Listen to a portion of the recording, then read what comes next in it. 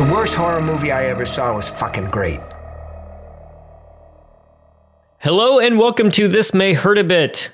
We usually talk about franchise movies on this podcast, but this time for an October surprise, we're just going to talk about what we've been watching. And I'm joined as always by John C. Myers and special returning champion guest, Michael Holloway, who has been with us on Phantasm 2 and the one that he likes better, Saw 6, I think, right? Hey, misrepresentation.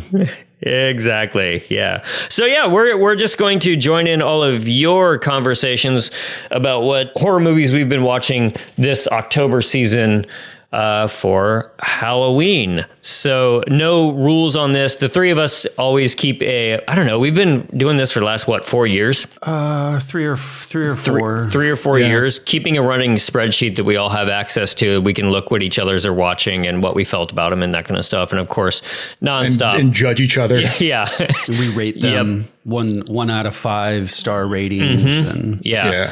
But it's been really helpful just to be like, if nothing else, just reminded like, oh, I want to revisit that one or something like that. So you'll get a peek behind the curtain of what we've been watching this October. So I think it only makes sense to start with the guest and ask Michael, what have you watched recently that you would suggest to our audience?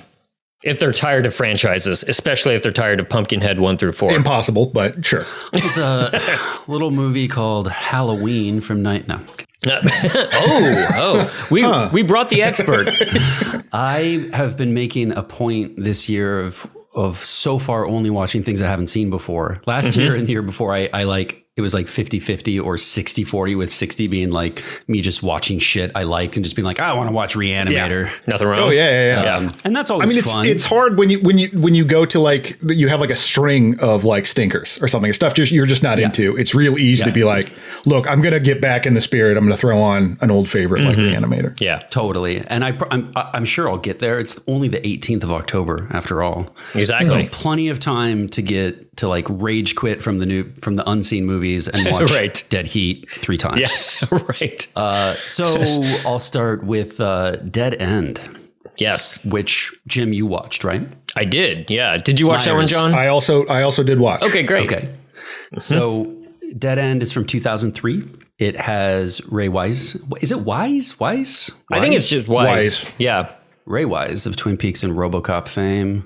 This was a big thumbs up for me. And it might partly be because I had no expectations. This was literally a like 11 o'clock at night, shutters in front of me. I'm going to click something. And I think it was like, I hate the fact that Shudder reviews actually do kind of have an impact on me. Oh no. I don't want to respond to any content on the internet that way. I don't want it to guide me at all. Yeah. But like, they make the reviews so prominent on Shudder, and there's always some douches right up at the top, and it's either like they absolutely hate it or they absolutely love it. It's very rarely in between.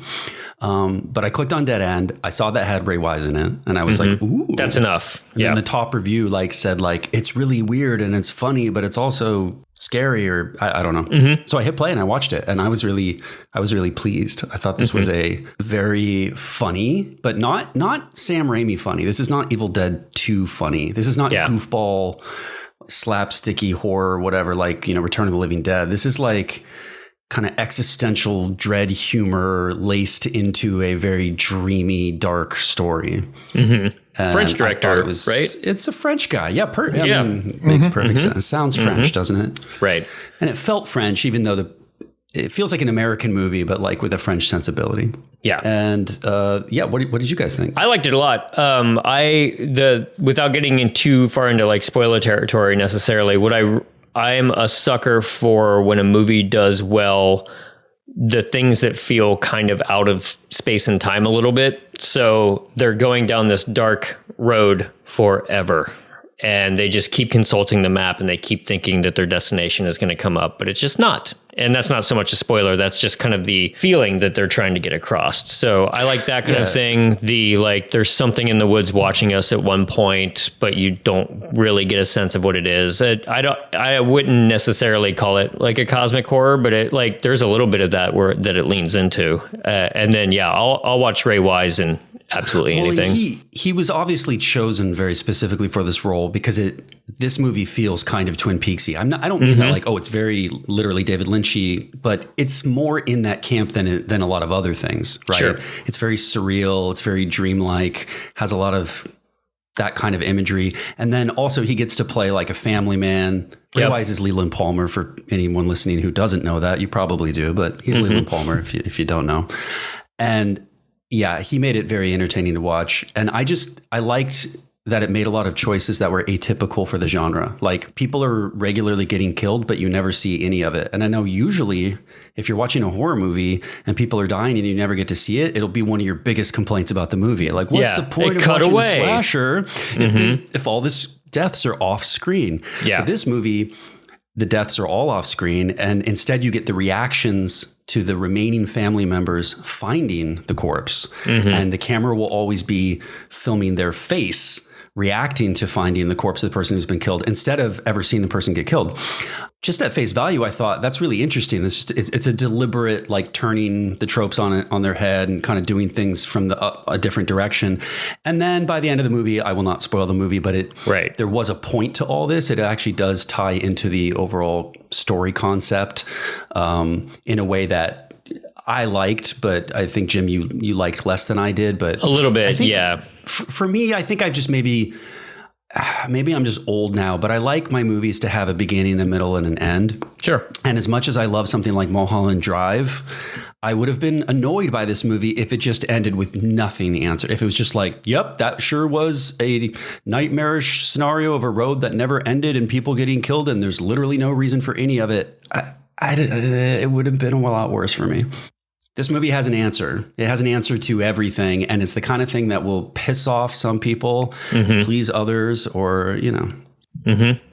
His wife is played by Lynn Shay, who is absolutely recognizable, even though I did have to look her up to see what she's been in. She's been in the Insidious movies recently, which I'm not particularly a big fan of, but she's so entrenched in the horror film scene that she's also been in Helen Keller versus the Night Wolves. So she really does run the gamut between, different projects. Wait, you haven't seen Helen Keller versus the Night Wolves? Well, that was going to be the next franchise that we cover. The Helen Keller expanded universe. Yeah. You're not a fan of the Insidious movies?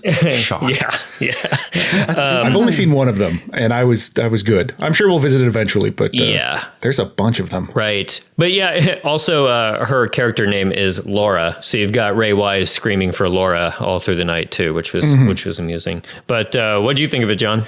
I'm out of deference to the guest, I'm just going to smile and nod politely. I did not like this thing. I really didn't. Wow. I think the things you say about it are true. I do like some of the choices they made, that like the repeated shot of the body up, but it just felt like a Twilight Zone episode populated by the most annoying people. I couldn't get on board with it. Now that was tension. Is like I was just waiting any moment for just a bunch of harpoons to fly through that guy's head. That didn't happen, but other things happened. I like Leland Palmer a lot. I think Lynn Shay's all right. I just the tone of the humor didn't work for me. No thanks. Right.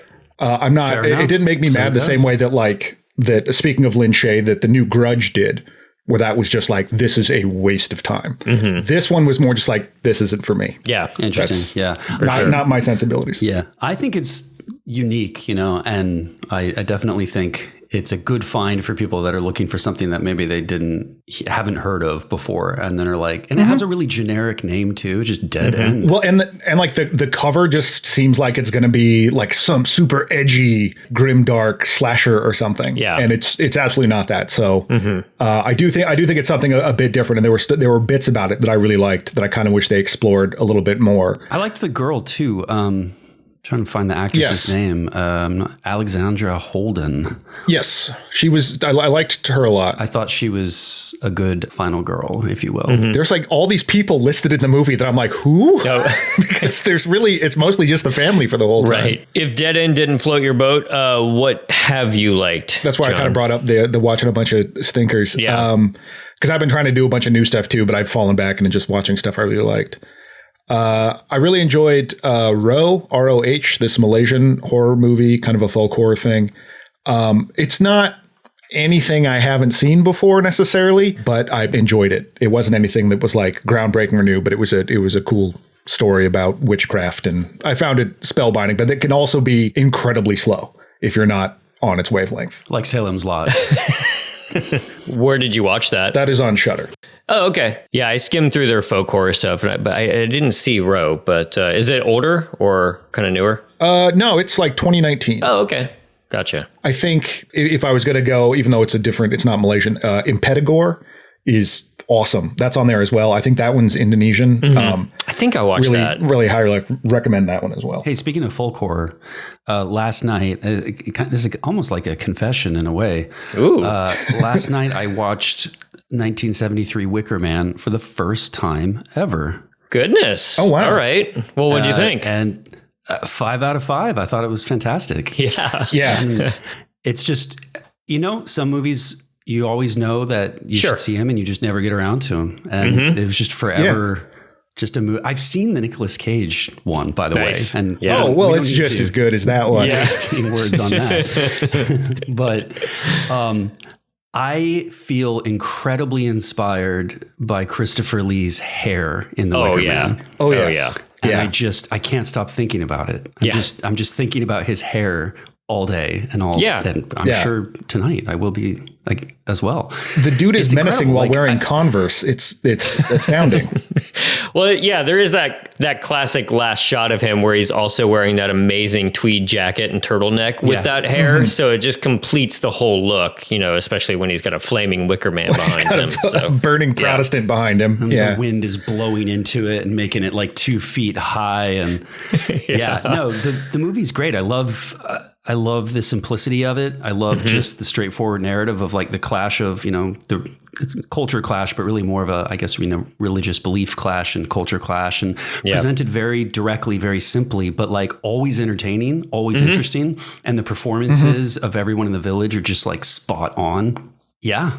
I'm glad that I finally got caught up on that one. Great music too. I hated it the first time I saw it. Oh, really? Because I was like, this is a movie for people that think folk music is scary.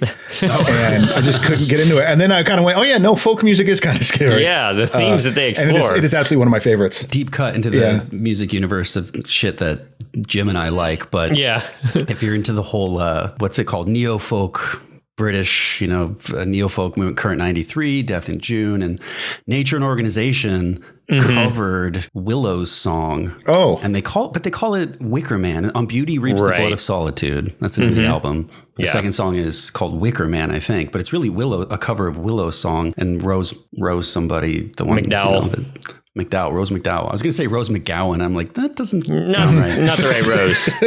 A Rose by any other name, but it is still a Rose, but McDowell. That's true. Yeah. And so for years, I've known the Nature and Organization version of that song, and I loved it. I always loved that song. And I literally didn't know it was a song in The Wicker Man until like 3 weeks ago, when it came up in a conversation at work with one of my coworkers, who like linked me to a YouTube video of a song that she loves from The Wicker Man. And I play it and I'm like, what the fuck? I didn't know it was a cover. So that's probably why I finally got around to watching The Wicker Man. It's because I've been listening to both the original version of that song, Willow's song, and the Nature and Organization version. They're both great. The Nicolas Cage version of that song is also great.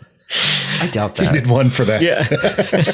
After I watched The Wicker Man, I did some reading. Like, there's a lot of interesting trivia about that movie, or at least interesting to me. Like, Christopher Lee wasn't paid to be in that movie. Yeah. He was just highly motivated to get it made, and the movie had a low budget, and he worked for free.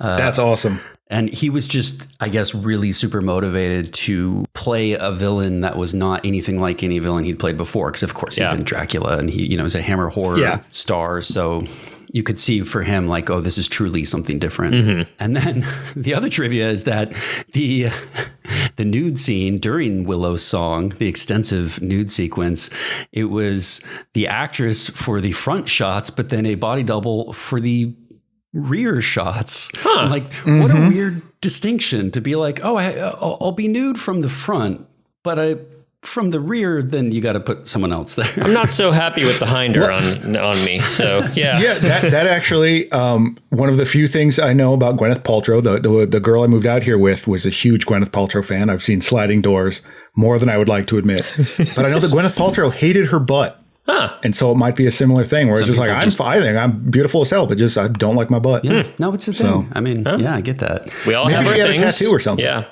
Yeah. Also, though, that actress, they dubbed her. And that was the one thing I didn't like about The Wicker Man. Oh, yeah. Is she was dubbed. Willow, her voice was dubbed. And you could totally tell. The actress, by the way, she's Swedish. Her name is Britt Eklund.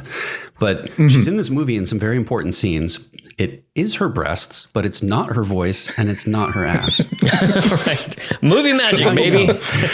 Yeah. It takes a lot of people to come together to make a movie. And Yeah. A different woman speaks her lines, like voiceover for when she talks, and then yet another woman does the singing when she sings Willow's song. So it took a total of 4 people to bring this performance to life. The role of Willow. Yeah. That's the most recent, the last 2 Pumpkinhead movies. They're shot in Romania and they feature, there was one guy in 3, but there's a bunch in 4 that are clearly Romanian and dubbed later. Yeah. And they really sound ridiculous. Yeah. In the mix and whatever. It's very, very funny. So yeah, a lot of that I can see how that's, I actually didn't know that about Britt Eklund being dubbed. That's one of those things too, because ADR happens all the time, but it's the mixing that you have to get right. So just that'll make it. Well, I mean, you can kind of tell if you watch their lips too, but it stands out in the sound mix more than anything. She speaks with a low voice in the movie, and you can just sort of tell it just doesn't. You can just tell that's not the voice that comes out of that person. There's something weirdly just obvious about it. I don't think they mixed it poorly. I think, that it was synced fine. It's just, your brain knew, at least my brain knew, that person. It just feels weird. It just feels off. Yeah. They don't feel like they're in the scene. And I mean, it's different. Like we talked about it before with like Italian movies, a lot of the spaghetti westerns and Italian exploitation stuff where like everything is dubbed. It doesn't matter as much. Yeah. But when someone stands out versus everything else. Sure. Yeah. I remember watching Fulci's House by the Cemetery and the little kid in that. You can handle anything after you've seen that. Any kind everything of seems fine. You will survive if you made it through House by the Cemetery. Yeah. Yeah. You also managed to, it's good that you said that you researched or like that you found out that trivia, because it'd be weird to be like, I could tell something was off with her butt. It didn't seem like her butt. And so after some extensive research, I looked into it. You got like a cork board of butts behind. Yeah, I was right. I knew that wasn't her butt. Who benefits? Right. So Jim, what have you been watching? Yeah, I mean, I know both of you have seen this one, but it's staying on a little bit of the folk horror type of thing here. I rewatched, I think it's the 3rd time I've watched this, but I watched A Dark Song by Liam Gavin from 2016. And man, I like that movie. It's what I always think of when I think of it is just that idea that I like just the depiction of the occult and, for lack of a better word, magic or supernatural in here, that it takes like almost a year, I think, to quote unquote cast their spell, do their ritual. To perform a ritual. To perform the ritual. Yeah. So it's just like, I much more prefer the idea that this kind of ritual magic has a serious physical and mental cost to it, and it takes forever to do. Yes. But that's the whole movie. I mean, that's literally what this movie is about. I watched it too. This was on my list just about 2 weeks ago. And I totally agree. And I like that that's what the entire film is committed to, is they're like, what if people were into doing occult rituals, but we just show how fucking excruciating it is. And, you're going to sit in a circle on the floor for 2 days straight and pee on yourself. And shiver with cold. But then what it does, though, is that, the moment when she realizes something might actually be happening that is clearly supernatural within that room, you do as an audience just go, finally, like there is a true release when it is something extremely small. The petals or whatever that start falling from the sky. And it's very effective as like a chamber piece. That's basically the whole movie's two people, and they pull it off. Like the acting is incredible because it's at least an hour and a half, right? And basically just two people in one house. And I think the pacing of their interactions get a little frustrating sometimes, but I think by design. Yeah. But I was surprised how engaged I felt by a movie that was just two people in a house talking to each other and, you know, putting weird clothes on. Yeah. And I like you, Jim, and that I like magic with intent. Right. Like in Game of Thrones, like any magic done in Game of Thrones comes at a cost. There's something bad or, you know, nefarious kind of behind it. Yeah.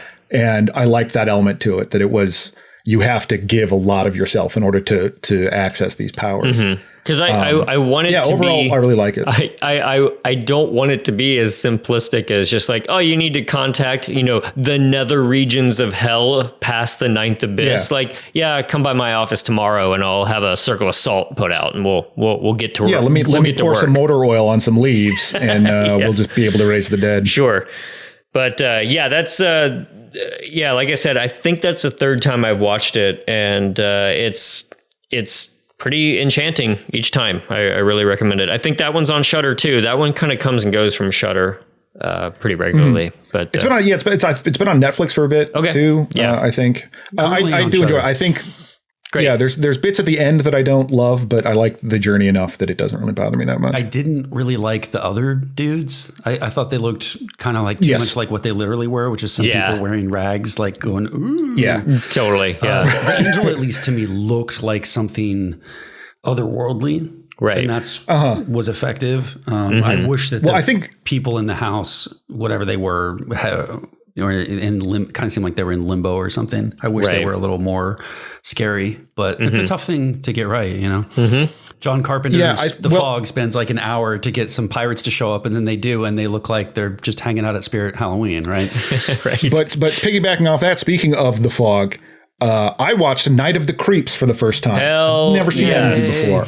5 stars. It's wild that I've never seen that movie, but yeah, absolutely fantastic. And that solidified for me. I mentioned it in the chat thing that like, I get the Tom Atkins thing now. Yeah, you did, because he never really did much for me. Oh, okay. No, because like I like The Fog and The Fog is not the Fog. I kind of came to sell you much Tom later. Atkins. Yeah, but like I don't love Halloween 3. I didn't really know who he was when I was watching that, but like I know people were going nuts for him and whatever, and it was just like, well, all right, I don't really get it. But watching this, I'm like, okay, Maniac Cop. Yeah, I don't really remember him in Maniac Cop. He's in Maniac Cop. I mean, but when you're with Robert Z'Dar, you can't outshine Robert Z'Dar. No, I think Night of the Creeps is a great role for Tom Atkins, and he gets to chew a lot of scenery in it. He gets to kind of like play the whole gamut, and it's too bad you hadn't had that introduction already, but at least you've seen it. I mean, like I'll go back and watch those and cheer for him a lot more now, but it is like, that is a fantastic, I would love to have seen this in the theater, or I hope I get the chance to see it in the theater at some point. Cause it's kind of like Killer Clowns from Outer Space in that it is like ridiculous, but it's very earnest in its ridiculous. Yeah. Like it's not winking at you. It's just being what it is. And it's funny when it's funny. And it's like the bit where he gets the tape recorded message from his roommate, JC. That's terrifying. Oh, yeah. And I love that bit. That's genuinely like really good. And it doesn't feel out of place in the rest of the movie. So yeah, big thumbs up for that. Really, like I would have been all about this movie in my teens had I seen it then. But I did go through probably an annoying 3-week stretch or so wherever I answered the telephone, I would say, thrill me. Not that I was getting that many phone calls, but you know. Yeah. Hey, could you call me real quick? I just want to say thank you. It's impossible not to. Though there is one, not to be that guy, but the one thing I don't like about Night of the Creeps is the using famous horror directors for people's last names. Oh, that's such an 80s thing. Yeah. Well, it's just so obvious, and it's like they draw so much attention to it. Like, oh, what's your name? Julia Cronenberg. It's like, come on. Or sorry, it's Cynthia Cronenberg, by the way. Right. But they really lean into it in that one scene where the director, where like the cop guy just like lists all these famous directors' names, and he goes Landis, FBI. Right. There's a Raimi, there's Landis. It's so nuts. It's just. shit like that's too easy. It's like, I don't want you to just tell me what you like. I want you to make a cool thing. And the guy totally succeeded at this movie. It fits right in with all great 80s, funny, entertaining, gory, goofy horror movies like Return of the Living Dead kind of style. Although when he did that, I'm sure, I feel like he gets a tad more leeway to have done that in what, like 1988 or something like that, when he's like probably 86 when he's friends with all those guys probably, and it's just kind of like a dumb like in joke for all of them. These days, it's not an in joke. When you put it that front and center and draw that much attention to it, it's no longer an in joke. You're making it a thing for like everyone to be aware of. Yeah. Look who I like. Right. The first time I think I encountered that or remembered encountering that is this Brad Dourif movie called Death Machine. That's not very good. About a cyborg killer and like the bad guys trying to get the Death Machine are all named like Raimi and Cronenberg and stuff like that. And I just remember being like, that is real stupid. But this one I was on board with it just because it was so ridiculous. Tonight I learned there is a Brad Dourif movie called Death Machine. Mm-hmm. Death Machine. I think he's like the insane programmer who made the evil robot. I love Brad Dourif. I absolutely love him. Yeah. Like he's in my top 10 of just, those actors that you go about. Well, one thing I love about him is that like he and like Jennifer Tilly still are just all in on Chucky. Yeah. Like they have so much fun doing those movies. And like I saw a picture of him sitting next to Chucky on a plane. And in the TV show, his daughter is in it. And so whenever they do flashbacks to the Brad Dourif character, she plays him with a beard. It's hilarious. That's kind of great. Yeah. Give us another one, Michael. Oh man, Night of the Creeps was one of mine as well. So that's we're kind of all. I'm sorry to steal your thunder. So let's see, Dead End and Wicker Man, and I guess I got to pick one that I wasn't so hot on, but it's topical and current, which is Totally Killer. Just came out. Yeah. This is like a retro 80s type throwback, although it's very on the nose as a retro 80s throwback because it's literally a movie about a girl going time traveling back to the 80s so that she can comment constantly about, oh my gosh, people in the 80s aren't woke. Oh, good. We're supposed to go, oh, that's hilarious. Look how not woke they are in the 80s. Yeah. So that, right there, you're like, oh, okay, this isn't really gonna. Also, she likes to run into people and ask them if they've seen the movie Back to the Future. Oh, how clever. That's not tiresome. Some of them say they have because it's set, I guess, sometime in the 80s post Back to the Future. If they say they have seen the movie, this is her way of explaining to them what happened to her, which this is like a weird writing shortcut where it's kind of like the naming your characters Raimi and Cronenberg and Landis, right? It's like, we want to reference something we like, which is, of course, the lowest hanging fruit possible because it's not, you're not doing anything. You're just telling us what you like. I like recognizing things. But in this case, they're actually using it as like a part of their plot to be like, this girl doesn't have to explain to people why she's here. She can just say, have you seen Back to the Future? Well, that's what happened to me. Right. Yeah. And I think they think they're being witty and kind of fourth wall-y, and I was not having it. I saw a picture of the killer and the mask, whatever, and it looks like Joe Biden dressed up as Max Headroom. And I couldn't, I'm like, I don't know if I can get on board with that. I kind of like the mask. I think the mask might be why I watched the movie. I think the poster art sold me like, oh, and I'll admit I'm a closet synthwave guy, I listen to Mitch Murder a lot. Like the 80s vibe stuff will get my attention. Sometimes sort of I'll be like, damn it, they got me. Yeah. But no, I can't recommend Totally Killer. It's weirdly dull. It's very flat. It kind of feels like a TV That's movie. The worst. Everyone just is kind of like, feels like they just showed up for a paycheck and didn't really know what the overall like ambition or point of being there was. Right. Yeah. The girl who invents the time machine literally is just like, oh, good, it works.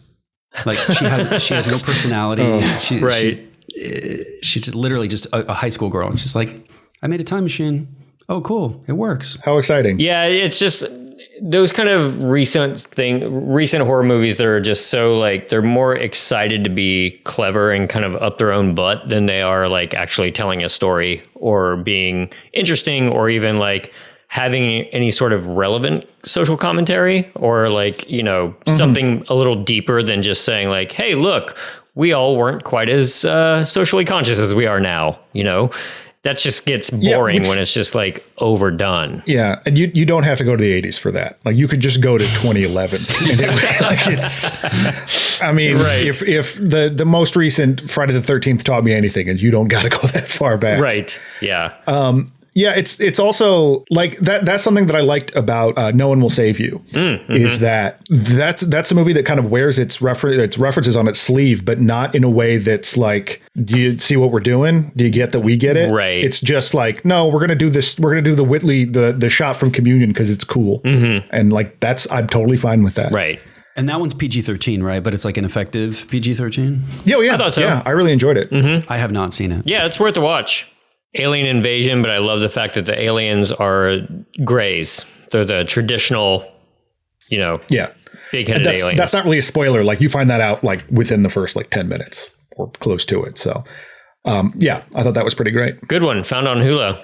So, Michael, you mentioned that you have, you're trying to avoid going to your old favorites, but you mentioned Reanimator. But what is your sort of warm Halloween blanket of movies? Dead Heat. Hard to go wrong with that. Yeah. Joe Piscopo, Treat Williams.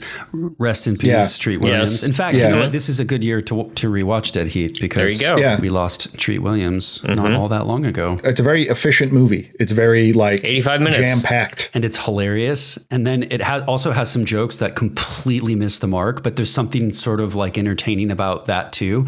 Yeah. And that's, of course, because half the movie's Joe Piscopo. So Right. Right. that's what Did you he get a written by credit? And when I is don't Joe know. Piscopo not entertaining? So Right. yeah. No, I love Dead Heat. It never gets old for me. Yeah. And it goes by fast. It's got the greatest Chinese restaurant scene ever filmed in a movie.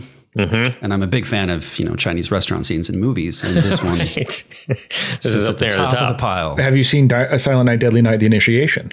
No. Well, That has a good Chinese restaurant scene as well. Oh my God. But not better than Dead Heat's Chinese restaurant scene. I don't think Oh, of so. course not. No. But there's a scene that happened in the Chinese restaurant. That's all I'm saying.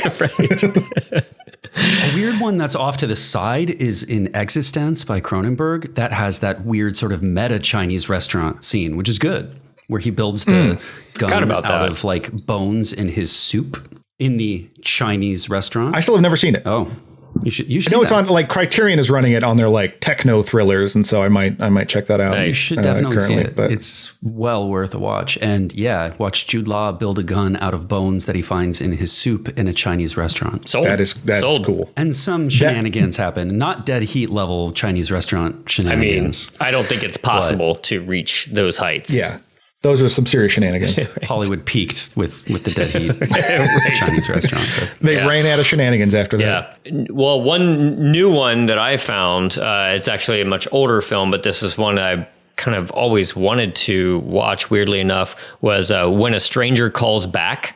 So it's the sequel to When a Stranger Calls from 1978, directed by Fred Walton. I don't know if either of you have seen the first one. I don't understand the grammar of the title. When Like, a how does stranger calls back. call back? Well, he left a message. Yeah. So he's calling again. So you're Yeah. So I mean, at that point, is he a stranger? Right. Because Is you he know him. calling them back because they called him? But then if he's a stranger, they wouldn't have called him in the first place. To be perfectly That would honest, be when a stranger returns your call. right. Yeah. To be perfectly honest, I don't remember the first movie very well, so it might have been explained in that movie why, like maybe they became friends and then he started calling back in the sequel. But no, this was a good surprise, I thought, because it's 1983, and it was a direct-to-TV movie, even though When a Stranger Calls was somewhat successful at the time, and a lot of babysitter slashing type of movies.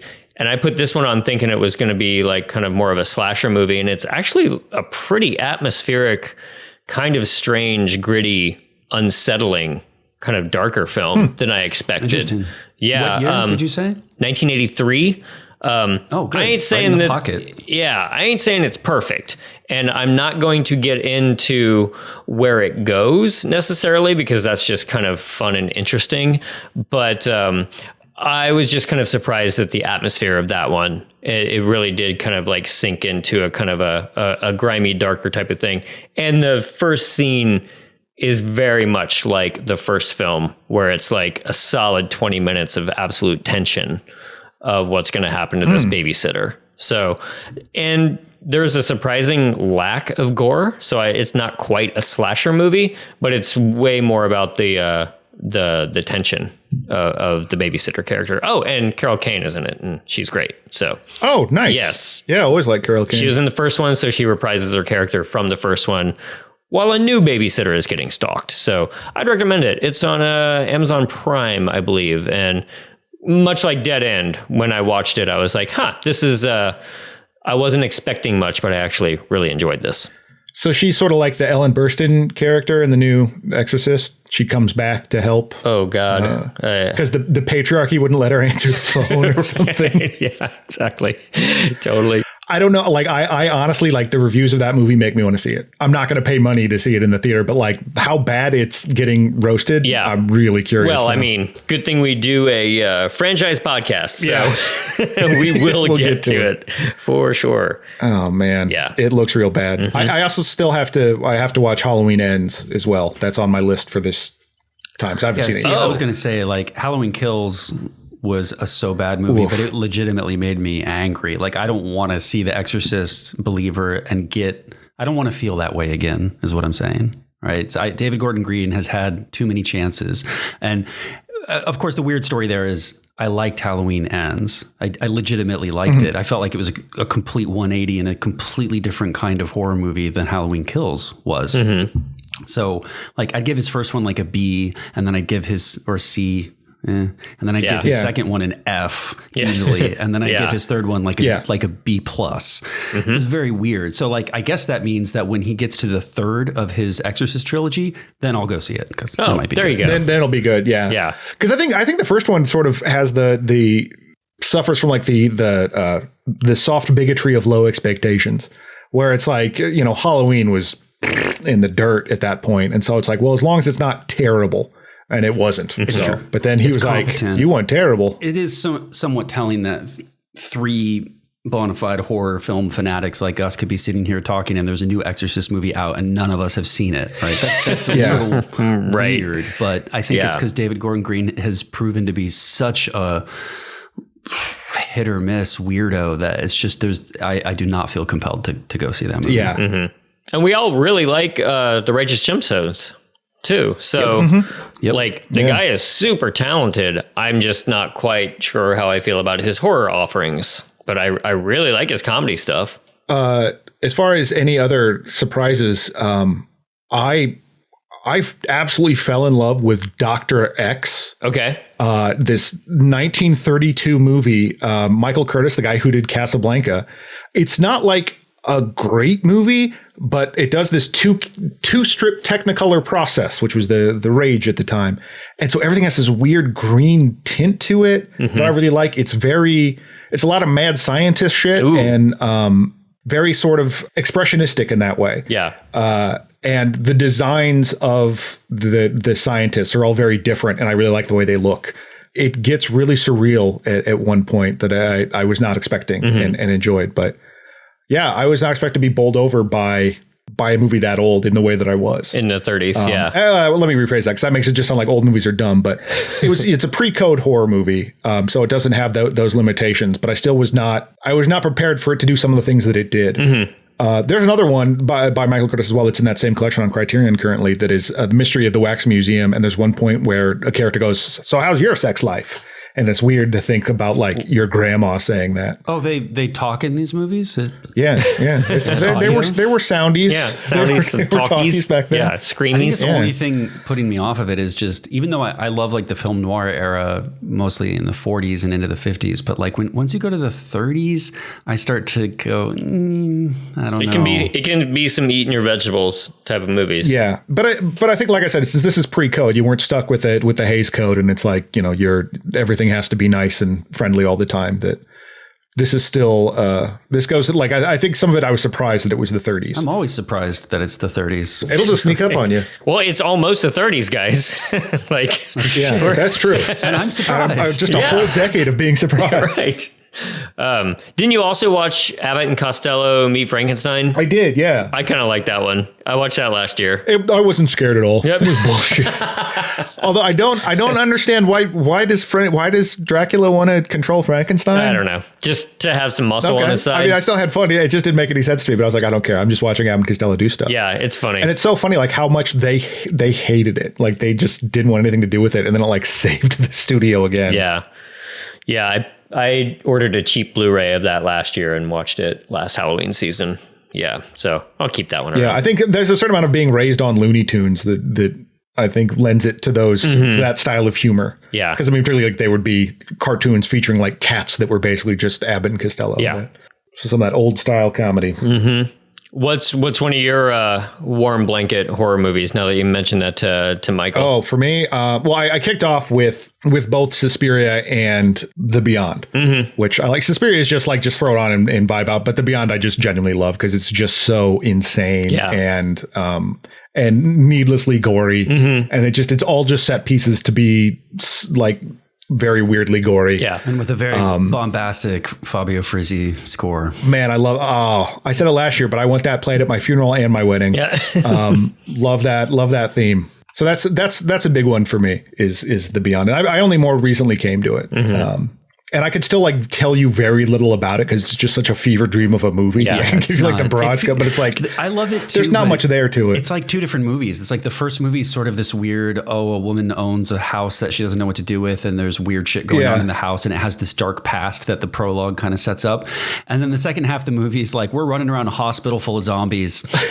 Yep. How did we get here? Who cares? I don't know. Yeah. Yeah, it does not matter. Just I'm going to fire infinite bullets. It turns into Resident Evil 3 in the last act there, and I love it. It's very entertaining. In the previous version, they got the S rank, and so they got infinite ammo for this one. He truly did. That guy. Oh my God, it should be like a drinking game. Take a drink every time a guy shoots a zombie in that scene because apparently his revolver has about 44 rounds in it. Yeah, it's Upgrades. wonderful. I started watching. I haven't finished, but I didn't get too far into it. But there's a movie, Cat in the Brain, that's Fulci, stars right? Fulci as Fulci. Yeah, and he's he's a director that starts getting bad ideas because of the movies he's made. I haven't. I started watching it and it was like a little zany, and I'm like, is this going to be Microwave Madness or Microwave Massacre territory? Yeah. I don't know if I want to get in on this. Right. But I'll go back and check it out at some point. How about you? What's your warm blanket? A warm blanket one. I mean, I feel like I should have a better answer for this, but I'll just, even though it's new and it's only 7 years old, but like every year, well, I canceled my Netflix subscription about a year ago or so, but I've been in love with The Ritual, the movie about the campers that go out into the middle of the woods. That movie is kind of perfect for me in a lot of ways. And I love the giant monster and I love the absolute despair that movie conveys. So what I'm saying is like my warm blanket is despair. Sure. No, but I just really, really like that movie. But this is close to attaining warm blanket, I think, but the last one that I was going to bring up, I didn't have it on our spreadsheet because I watched it just a tad before we started, but I'm going to cheat and bring this one in for a landing though. But Dagon by Stuart Gordon from 2001. Oh, yeah. I absolutely freaking love that movie, and I watched that Resident Evil 4 as opposed to Resident Evil the movie. 3. Yeah. So just before we started keeping track of all this, I watched that. So if you haven't seen, Dagon by Stuart Gordon, that's on Shudder right now, and it's based on, it takes the name from the Lovecraft story Dagon, but it's actually really The Shadow over Innsmouth. And the funny thing is like a lot of the Lovecraft aquatic fish people horror doesn't do a whole lot for me, but there's something about the atmosphere of Dagon that is absolutely perfect, and the gore is so over the top and fantastic. Yes. But yeah, it's that atmosphere that I want. Yeah, you can sit there and just say that lead guy should have been Jeffrey Combs, but and I would agree. You know, he It just works despite in spite that guy. him. Yeah. Yeah.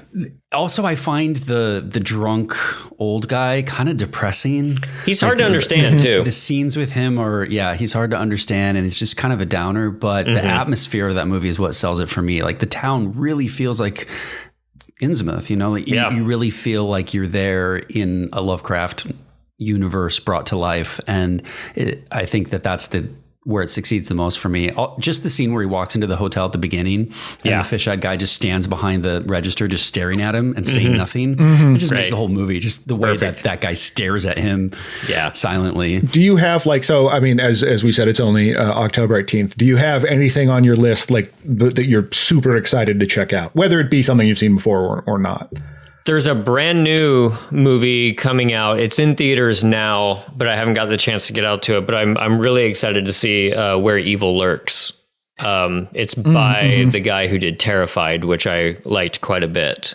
So this one, Where Evil Lurks, is supposed to. I know it. Argentina or something. Yeah, South American, right? Yeah. So it's getting a lot of hype that I'm trying to completely stay away from. But people are just saying that, like, you know, in the year that Exorcist Believer is out, if you want to see a truly horrific possession type of film that you've probably not seen this kind of thing before, this is what you want. So, and just to clarify, you're saying Terrified, not Terrifier. Yeah, correct. Not the evil clown movie. Okay. Correct. Yeah. So good. Right. Oh, they were making a new one of those. Yep. So it hits Shudder on October 27th, and I'm going to be clearing out my evening to make sure that I have time to watch that. That looks pretty intense. Oh yeah, for sure. Yeah. I'm looking at our spreadsheet right now, looking at what else I want to hit. Have either of you watched She Will? I have not. It's kind of I think like a modern day witch type thing, but I'm not really sure. Okay. It's got, I don't know how to say, Alice Krieg.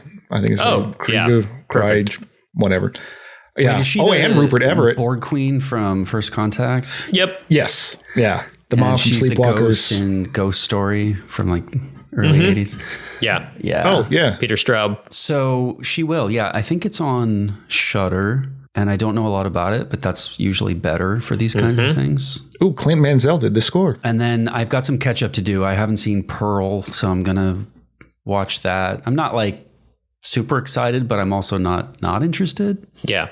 So it's worth a watch. Pearl made me want to rewatch X, which I didn't love, but I think it's on like Paramount Plus, so I might give that another rewatch just to see if my opinion has changed. What about you, John? I think for me, there's a movie I just recently heard of it called Megalomaniac that apparently was a big hit at Fantastic Fest like last year, I think, and supposed to be really good. Again, I'm trying not to let the hype get to me, but it sounded kind of interesting, so I figured I'd check that out. That's probably the big one. Yeah, I need to finish up Halloween Ends, and then that one as well. And I think that might be it for stuff that I'm like super excited by. There's like stuff I'm trying to track down, but I don't know if I can find it. So I'm not getting my hopes up. Right. Weird foreign movies people have recommended. I also wanted to check out that new movie, Cobweb, that seemed to get solid thumbs up. It takes place during Halloween season too, so I'm always a sucker for that too. Horror movies with leaves on the ground and jack-o'-lanterns on the porches and stuff does evoke a really fun atmosphere. So I'm going to check that out as soon as it gets to streaming. I heard about a movie about an evil phone called Dial Help that's made by the guy who did Cannibal Holocaust that I've been trying to find. It looks pretty stupid. Jesus. Still never sat through Cannibal Holocaust. I think I'm beyond my threshold for that kind of thing. Yeah, I don't know. Like I started up the Joe Bob one of it. So I'm like, well, at least it can be broken up with him. And it's also one of those things that a lot of times is just built up so badly. Yeah. You know, in your mind. But it's pretty simple for me. Anything that the movies like that have any actual animal torture in it, I'm not going to watch. Like me neither. I think maybe the Shudder version is the edited one where they cut out the killing of the giant turtle. Mm-hmm. I don't know, because they like there are multiple warnings before that of like, look, we didn't make this. Don't get mad at us. Yeah. We're just watching it for the show. Just if you don't like that, bail now. Because I know that there's a movie on Arrow called like Calamity of Snakes. An apartment building is built on this like bed of snakes, and snakes kill everyone. But there's a big scene at the beginning of them murdering a bunch of snakes, and I'm like, nah, I don't want to watch that. I'm out. Yeah. Yeah. Unless if it's maggots, I don't care. But Cannibal Ferox famously has animal death in it. Cannibal Holocaust obviously does. Necromantic, like it's that is the corner of this industry that I do not need to venture into. There's Boxer's Omen, which is essentially like a horror movie, and it's not something that I resign to just. I mean, I don't resign any of these movies to just October, but I'll watch this anytime. It is one of the most insane movies I've ever seen, and there's a lot of like animal killings that happen, but you don't see it. Like it'll be like the guy's going to cut the chicken's neck, and there's a cut right there, so you don't see it happen. Yeah, and that is just a fantastic movie about a boxer whose brother loses to a Thai fighter, not the ship, but a guy from Thailand. And yeah, just wanted to clarify that he wasn't boxing a spaceship. Challenges but then the guy ends up paralyzing his brother. So the guy's like, I got vengeance against this guy. I'm going to fight you in 30 days. But then is visited by his long lost, or he's visited by a monk, a Buddhist monk who has some other issues. And he's like, you got to help me because we're connected because we were twins in a past life. You got to fight some black magic. It's nuts. There's phantasm audio clips in there for some reason. It'll do the boy when exciting things happen.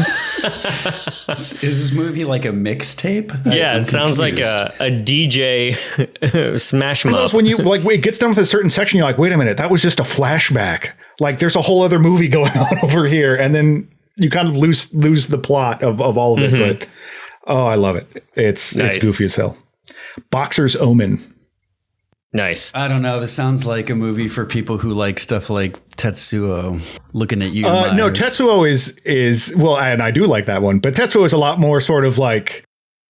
That's what I'm saying. It's a movie for people who like Tetsuo, like John Cena. I wouldn't call Tetsuo the Iron Man fun, but this one is really fun and very, very silly. All right. Well, any last thoughts before we get out of here?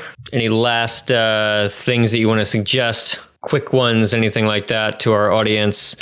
Otherwise, oh yeah, we should mention that in our bad movie group last round. Jim, why don't you mention your pick? That's a good secret find, and that has Treat Williams. What did I pick? It was the Deep Rising, right? Deep Rising. Yes, we discovered Deep Rising with Treat Williams, and that's a lot of fun actually for just like a B horror movie that knows exactly what it's going to do with a decent enough budget and fun people to watch. Yeah, tentacle monster that was surprisingly okay looking for the era of this movie. Famke Jensen looking completely out of place in every scene that she's in. No, yeah, that one is a lot of fun. In the same way, kind of in the same way as Dagon, in the sense that it's a thrill ride. All right, everyone. Well, I think that's going to do it for our Halloween suggestions. We'll be back next time with a regular old franchise episode. We picked the one we want to do, I believe, and we'll probably announce that on our Pumpkinhead wrap-up episode. So everybody can get ready for that. And we'll probably return to the once every other week format as we exit October. But, we knew that y'all just couldn't wait for multiple Pumpkinhead movies in October. It just felt like a duty. It's like Pringles. Once you pop, you got to watch all the Pumpkinheads. Exactly. Yeah. All right. Well, thanks everyone. And let us know what you've been watching and any other deep cut suggestions you would have for us. If we can get those in before October 31st, because, obviously we can't watch horror movies past then, but there's something about cramming your brain full of these. It makes the podcast very difficult. We have to watch them all and then try to remember what we thought. All right, everyone. Good night, and thanks for listening. And thank you for joining us, Michael. Anytime.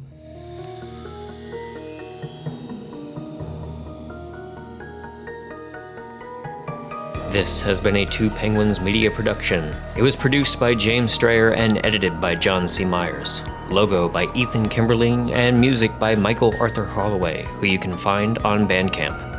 Follow us on Instagram at thismayhurtabitpod and on Twitter at hurtabit. Email us at thismayhurtabit@gmail.com. And if you are so inclined, rate and review us on your favorite podcast app, and we'll see you next time.